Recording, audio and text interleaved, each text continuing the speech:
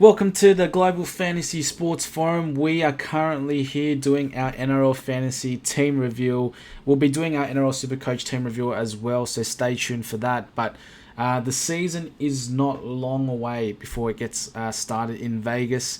We've got the first two games with the Rabbitohs, and I think they're taking on Rabbitohs and Manly, and then you've got the Roosters and the Broncos. So can't wait for the NRL at the end of the footy season to start once again, and we're going to be revealing our teams across both fantasy and Supercoach. I feel like I'm a bit more happy about my Supercoach team than I am my NRL fantasy team, but we'll see what you guys think, and let me know what you guys have as well in the comments down below. But before we do any of that, if you haven't done so yet, subscribe to Global Fantasy Sports. We're going to be tackling all things fantasy, and we're going to really try and dissect and discuss different topics and tackle the hard decisions that you guys are probably thinking on a week-to-week basis. And we're going to do all things from AFL, NRL, Formula 1, EPL and the NBA. Hit the like button, hit the thumbs up, as it helps the channel and the video do wonders, and it can get this video out there to other NRL fans and fantasy fans alike. But let's not waste too much more time. Let's get into our team review, and this is what I've got for you. So starting with the hooker position, I've got Reece Robson.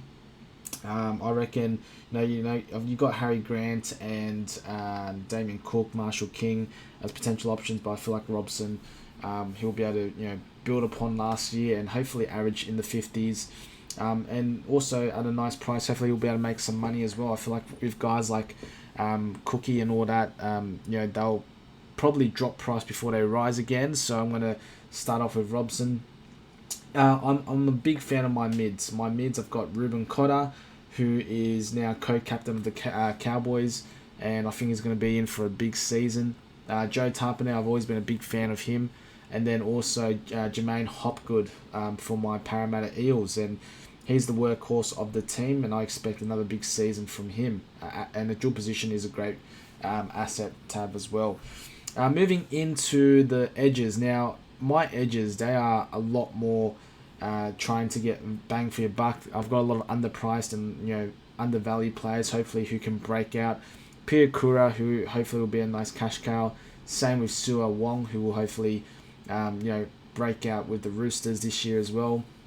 And then, if you can look at my bench, I've got Tupanua. Hopefully he'll be able to play decent minutes as he's starting. And interesting to see Ben Trbojevic starting for the Sea Eagles as well. We'll see how long that lasts. At 250k, that is a pretty decent, cash cow potential. Moving on to the halves, talking about cash cows, hopefully Kyle Flanagan will have a resurgence under his dad. Flano at 349k.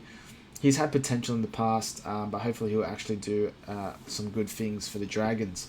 And then obviously the MVP, I've got Nathan Cleary instead of Nico Hines. I think Nathan Cleary, 1 point less than Nico, but I've decided to stick with Cleary, even though Nico, he could possibly be a better long-term prospect as he's not going to be playing Origin and whatnot, but we'll see what happens. And then into the centres, Ethan Strange. I like what I saw from Ethan Strange in the trials. Hopefully he'll be able to really do well in fantasy. I've got the Hammer to partner alongside him in the centres. And then on the wing of fullbacks, I've got Pappenhausen. I've discussed Pappenhausen in an older video. Hopefully he'll be able to stay healthy and be the spark that the Storm needs. Reece Walsh, I'm expecting him to do some big things again for the Broncos. And a bit of a rogue one, AJ Brimson. I don't really know what I think about, how Brimson could go. If he can average in the mid-40s, I'll be happy. I just didn't really... I needed somebody that was mid-priced. I'm not sure if he's kicking goals. If there's a Gold Coast fan that can let me know, is Brimson kicking goals? I'm not too sure. But yeah, for around that 500, 550k mark, I just needed a decent option at wing fullback, especially with no Jaden Campbell as well. Jaden Campbell's he would have been the person I would have chosen, Jaden Campbell, but now that he's injured, I've decided to stick with Brimson. Let me know if there's anybody else that's 550k and below that people will recommend I get. But as of right now, I'm just sticking with Brimson. And then I'm keeping an eye out for the team list regarding the Parramatta Eels. I want to go with either Joey Lussick or Brendan Hands. It'll be interesting to see if both play or whether one or the other plays. I'd definitely love to choose the starting hooker for the Parramatta Eels. As I mentioned, I've got Tupanua, who's in the starting lineup. Blake Taff. He looks like Blake Taff is going to be given the opportunity to be the number one at the Bulldogs with Stephen Crichton, I believe, playing in the centres. I touched on Ben Chapoyevich. He's starting for the Sea Eagles, so that should be interesting.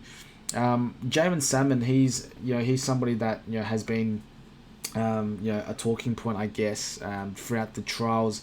Is he going to get some minutes? Will Josh Curran start? He's not. It's going to be depending on the team list Tuesdays. Following the Vegas games, it will be interesting to see where Salmon is at in the lineup hierarchy. Jacob Gagai for 230k. He should at least play 1 or 2 games. Hopefully make some quick buck. Samuel Afinu, who should be a bench player for the Tigers as well, and Sam Hughes likewise should be hopefully on the bench for the Doggies. So, I feel like there's definitely better options out there. I feel like I'm just not too aware of some good value picks in certain positions. I feel like I've got a lot of good value picks in the edge position. We'll see. The forwards are strong. I'm ideally hoping for another half to partner Cleary. Like I don't want to have to rely on Flanagan to be my number 2 half. Like if I could have somehow fit in Caesar or Hutchinson in there and have Flano as like an interchange on the reserve, that'd be great. But let me know what you guys think. Where can I potentially reinvest? I've got a lot of money spent on the mids. Should I cut down there and reinvest elsewhere? Let me know what you guys think. Also, let me know what you guys have as your teams. Feel free to leave the comments down below and let us know who you've selected. If there's any tips or ideas that you guys want to share, let's all gather around together as a community and share ideas. And I can't wait for this season to start. But there you have it, guys. I'm going to leave you for now and discuss away and let us know if there is a nice team selection that you guys have put in, and discuss in the comments below. Take care.